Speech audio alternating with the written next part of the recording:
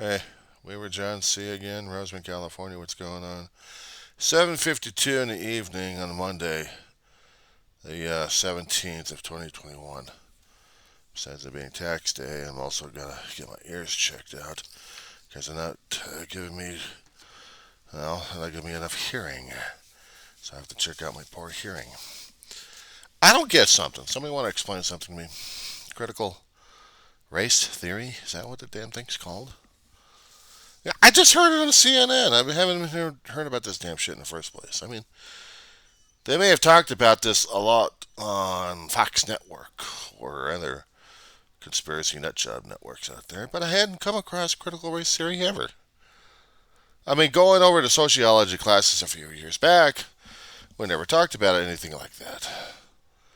And again, I don't think we ever talked anything regarding critical race theory. Not even Psychology 101.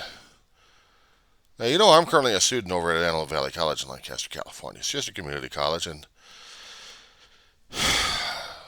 I'm trying to get mistakes fixed. And we cover a hell of a lot of topics. People call it a liberal college. Well, good. Good. Because topics like this, critical race theory, when I'm hearing people trying to talk about it and shutting up because, my God, it's an ugly racial terminology being used left and right. I don't get it. Somebody want to explain this to me? What the hell does critical race theory have to deal with something else? I mean, we're now afraid to talk about race or racism. We're afraid to talk about if we're bigots or not, if we're prejudicial or not. We're afraid to talk about our own thoughts and our own feelings at this point over here. And that bringing up anything, any form of racial topic at this point over here is the equivalent of the kindergarten cooties. You heard me say it, cooties. Cooties is not a real disease. It's a made up fictional damn game that kids made up a long time ago. And yet adults are buying into this crap in the first place. What, they can't even get into a good civil argument these days or a good civil discussion? Maybe something discovering about themselves that they don't even like to see? They're too damn afraid of saying a damn thing? So it drives me crazy. I've seen people going after each other left and right because of racism one way or another. Am I a racist? Am I a bigot? Am I prejudicial? Yeah, let's put it out there on the record. A long time ago, as a kid, and I may have talked about this in the video, so people can go through the videos and see whether or not it's correct or not. I hope so. I had racial situations happen to me as a white kid in a predominantly black and Latino community, growing up as a precocious 10 or 11-year-old who's already had his fair share of accidents and seeing death, literally. And it was accident prone, you know.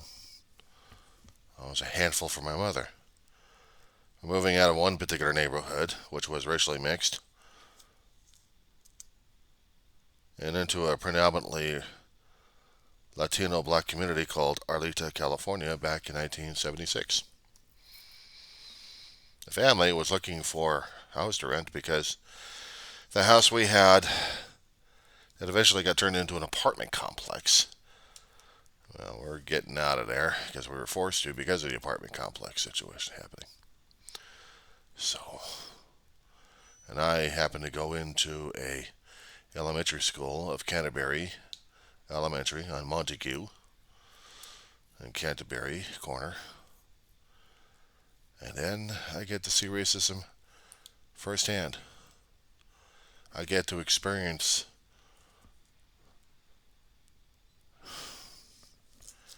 I never could understand it. The hatred I felt towards these people that were picking on me because I was white. I didn't speak Spanish. I wasn't a gringo. That was something worse that I couldn't even pronounce. And I wish I had bothered to take Spanish in school, but I didn't. I took German instead and failed at the damn thing. Should have taken Spanish instead. But in my short tenure over at Canterbury and surrounding neighborhoods, I got beat up just because I was white.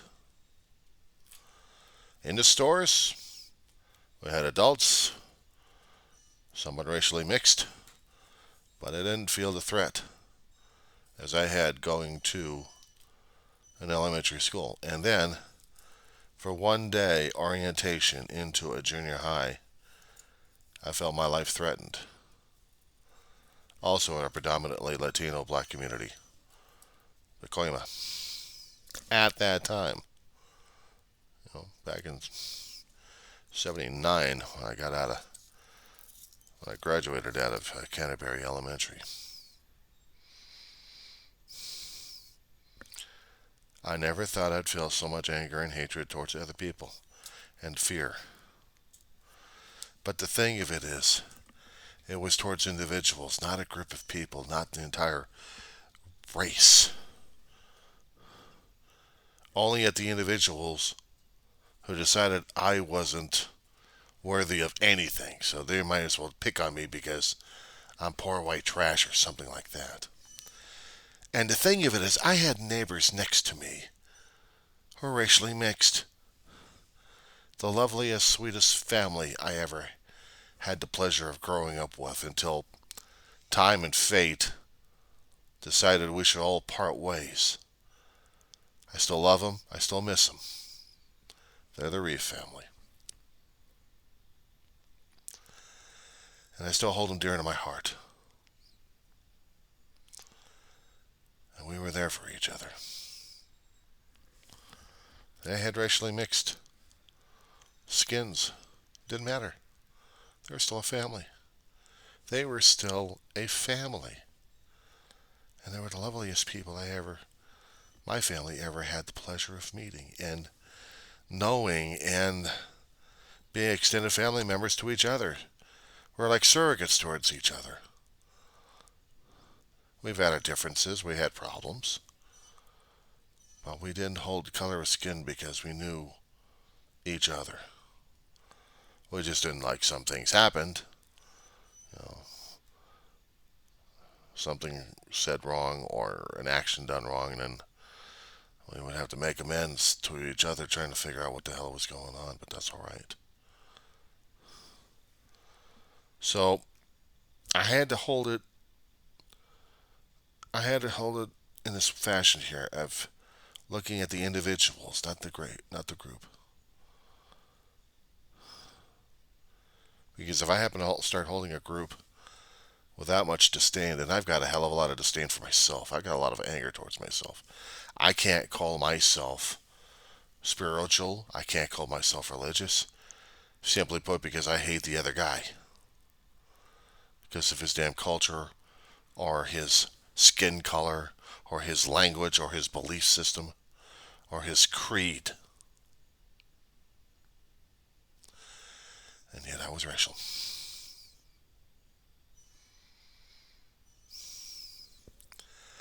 I couldn't stand what I was growing up with as a kid. And in a junior high, I had a racially mixed school. And I got picked on by white kids. Because I was too much of a nerd for them. And in high school, because I was an isolating son of a bitch, I got picked on by more white kids. But I still had a cadre of racially mixed people around me that cared a lot about me, so I didn't have to feel that anger or racial tendencies. Honest to God, I hope not.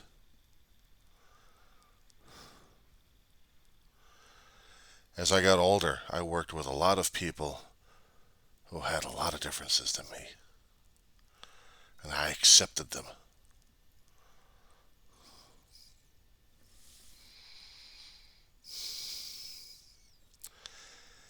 In the past 10 years, apparently, that racial tendencies flare up because we have individuals that decide they want to show how much of a smartass they are. And over the past 30 to 40 years, within the last 30 to 40 years, I've seen more disparity happening towards other races. People claiming this and people claiming that. They're claiming they're religious and spiritual, and yet start condemning people left and right. Start talking hypocritical.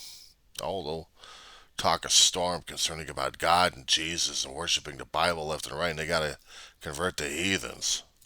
What the hell do they know about God and Jesus? We gotta convert them. Dumb bastards, aren't they?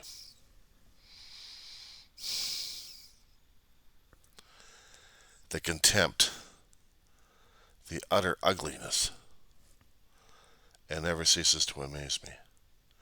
It never ceases to disgust me either. I had seen over the past few years how the racial tendencies have gotten worse,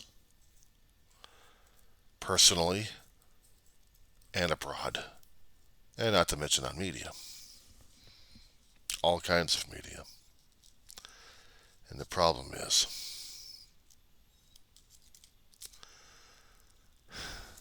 it seems the racists are winning. Those with a hell of a lot of anger and prejudicial, they're winning.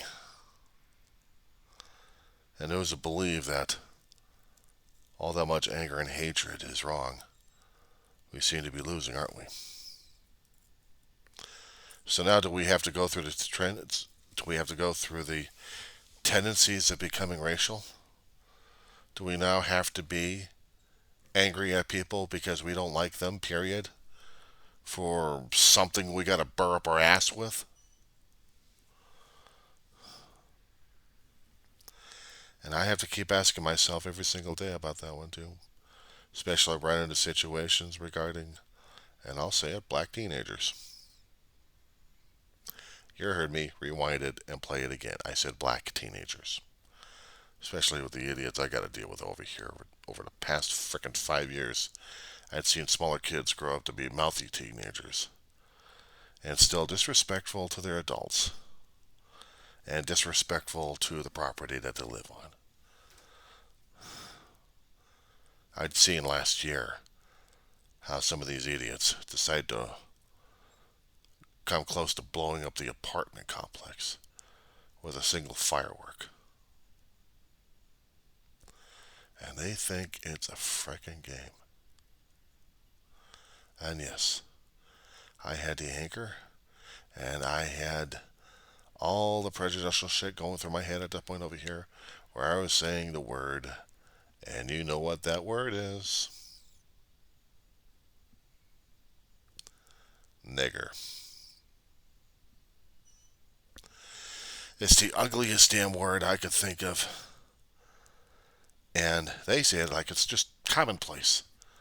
You know what drove me crazy is there are interviews. There are interviews on the internet from media organizations about using that word on a constant basis. Some reporters don't even dignify themselves or actually put themselves at a lower standing using that word all the time. And yet, there seems to be professors out there at different universities who will use it all the time. And quite proud of it too. I'm like, our own upbringing, our own values are on a constant reevaluation. I can't say siege. We are on a constant reevaluation of our own thoughts, values, belief systems. What we hold true now may not be true tomorrow because of a current trend or a current pattern, or somebody else decides that it's alright to use it. You know what's so disturbing about this?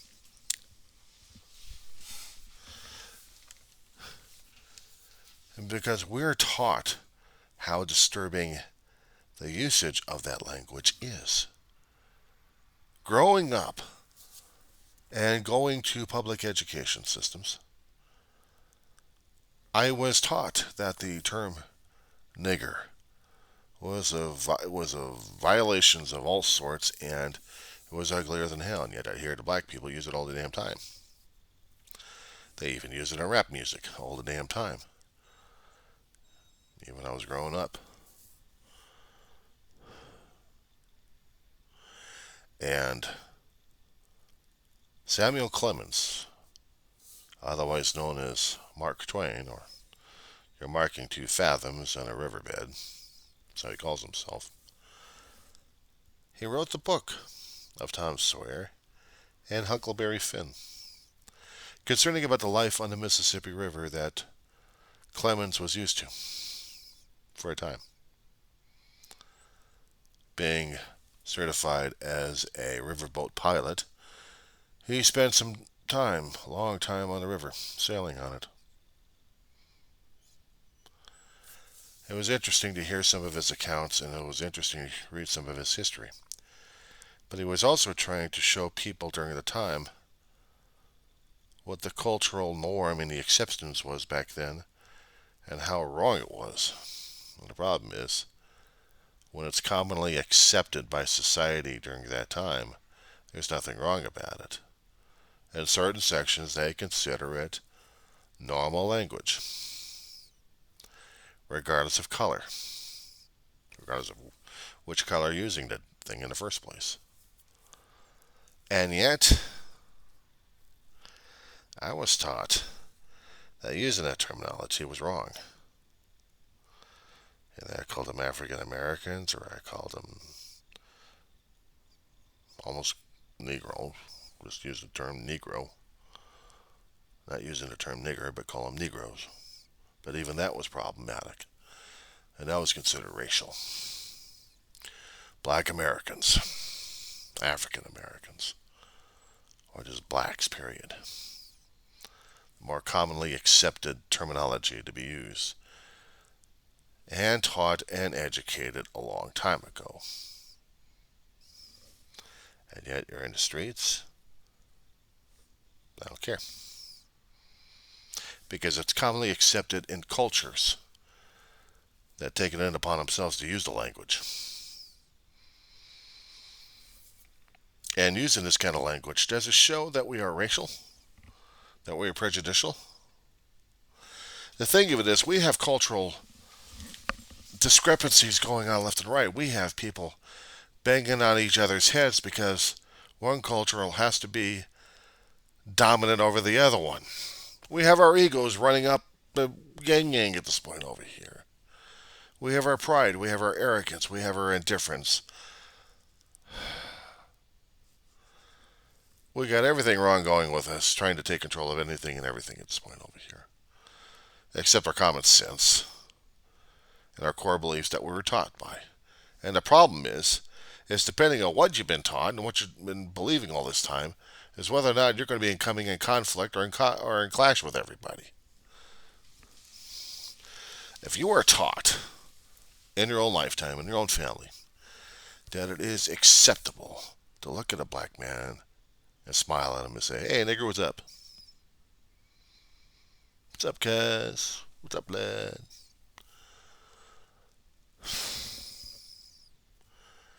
Your culture, how you've been raised. That can either get you killed, beaten up, or they might just reciprocate. One way or another. Positive or negative, depending on how it's being presented and if the guy's or the woman is in a mood. Depending which particular mood we're talking about here. It depends on the recipient and the transmitter on how this language is going to be accepted or not accepted. But it still denotes something. Are we indeed racial and prejudicial? Because of the language discrepancy. By using the language, we're called racial and prejudicial. Well, I'm racist and I'm prejudicial because I just used the language. But here's the thing. Where's the intent? Is there any hostility intent or any intent to belittle, beleaguer, to denigrate, to desecrate, to take away something of the recipient in order to make us feel better about ourselves as we use this language towards them.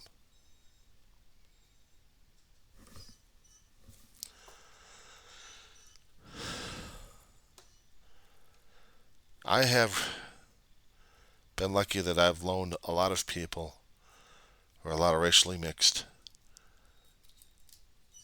There may have been a few I never liked, but there's a lot of them I did like. And one of them was considered a dear family friend. Called him Rick Bob. My brother would call him Pops. He says, I'll pop you. You don't call me that again. An old rugged Marine. He had his own health issues before he passed away. But man, this guy was a provider, and this guy was a decent man to deal with. You just don't piss him off sometimes. You just don't call him Pops or Pop. My brother did that once as a young kid and almost got himself popped. Then a decade later, my brother and him were joking around. I says, "All right, Bob." I says, "Well, I can't do anything now. You too damn old. You damn big." They both laughed about that one.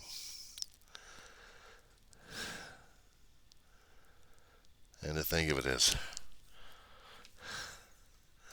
I wouldn't have it any other way. It's good to have family and friends that are different, other than what you think and what you believe in. Because the difference is also what makes us culturally enriched. I, I just don't understand why people have a hard time talking about racial situations. And the thing of it is, we don't like the conflict. We don't like to piss people off left and right when we start talking about racial stuff like this because the misinterpretations. We don't listen. We don't want to listen. We're going to say what we're going to say, and that's it. We're not going to be understanding the other side, how they're thinking, how they're feeling about it, how they're reacting to it. When we start showing up that kind of indifference and arrogance, we're really no better than anybody else who we think is the most dumbest persons around. Because we just fell into that damn category. Yeah, I did see it. You can rewind the tape again. We have to be not walking on eggshells.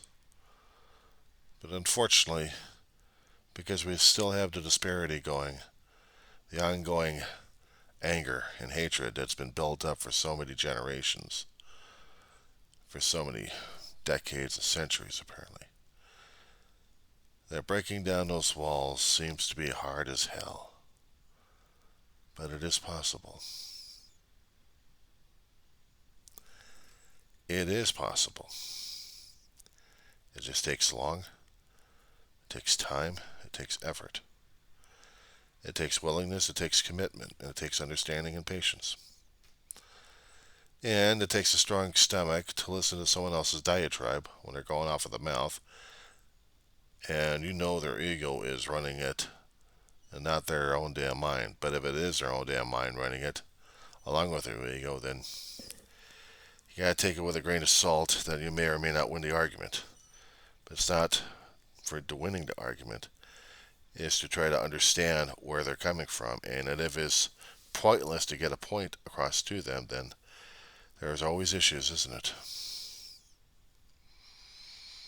I have been fortunate and I have been blessed, as I said before, to know different cultures, coming across different people left and right.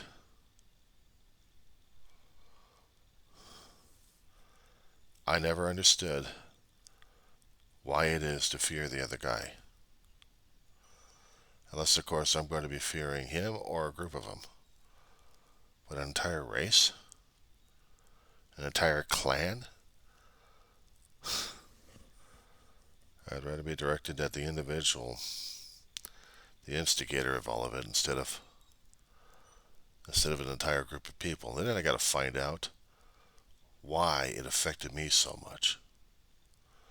See, it's not only the person in front of you, it's also why it's affecting you.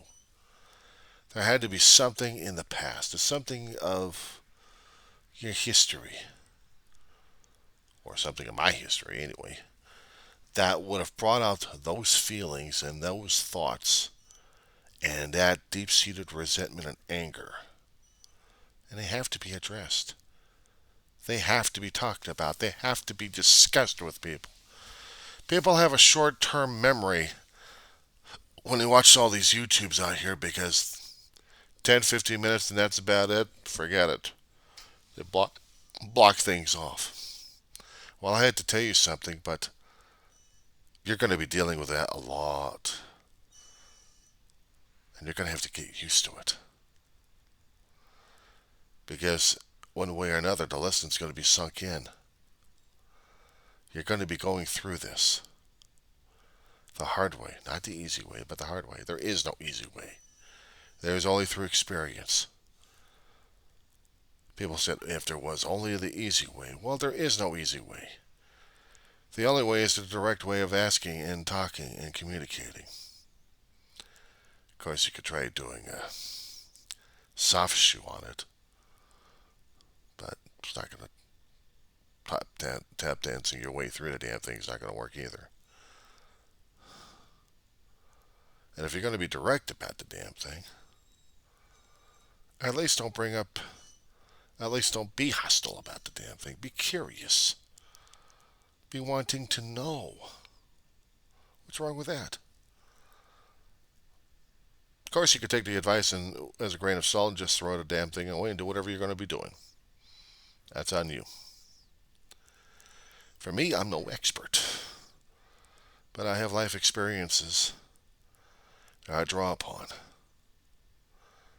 because I'm grateful and I'm lucky that I know people who are different than me that I could appreciate and tolerate. Some I may not liked, and others I did. But you know what? We're all different. If we can't even accept that damn notion,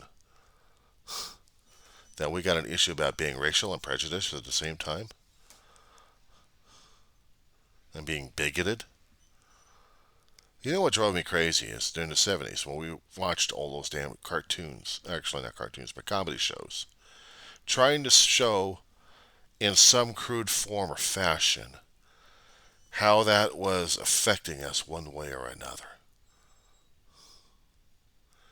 How do you get racism and make it funny? Archie Bunker comes in handy. All in the Family. Then you have the Jeffersons. You had those coming in. How about Chico and the Man? Good times.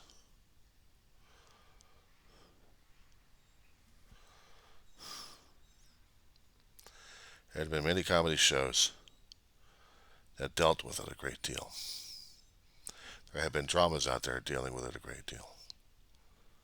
All back in the 1970s and 80s where I was growing up and watching all this stuff. And not understanding any of it because I didn't have the context for it. Now as an older adult, I can't deal with Archie Bunkers anymore. I can deal with the Mike Spiviks. I can deal with it and I can understand it. I don't have to laugh at it.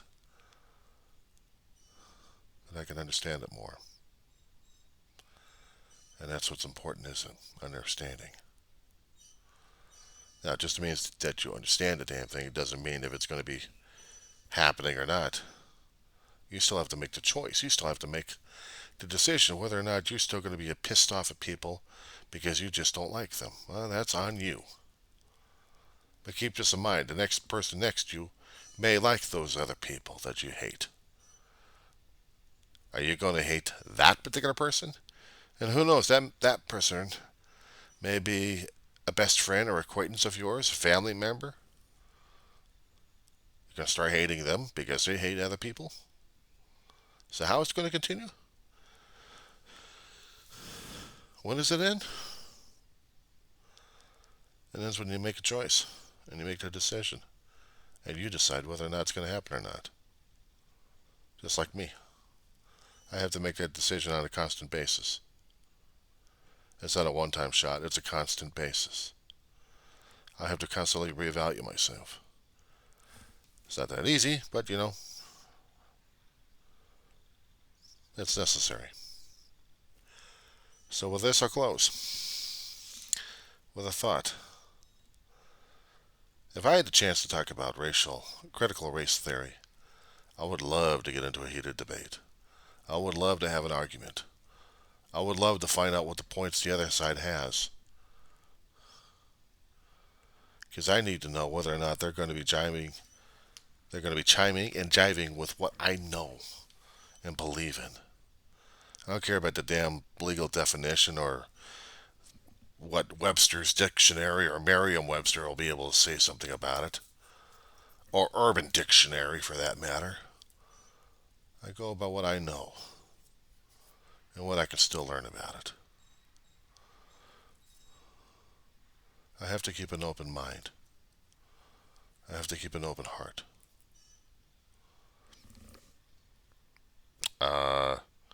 Metaphorically and spiritually speaking, that is. I don't want another physical confrontation with a damn chest kata.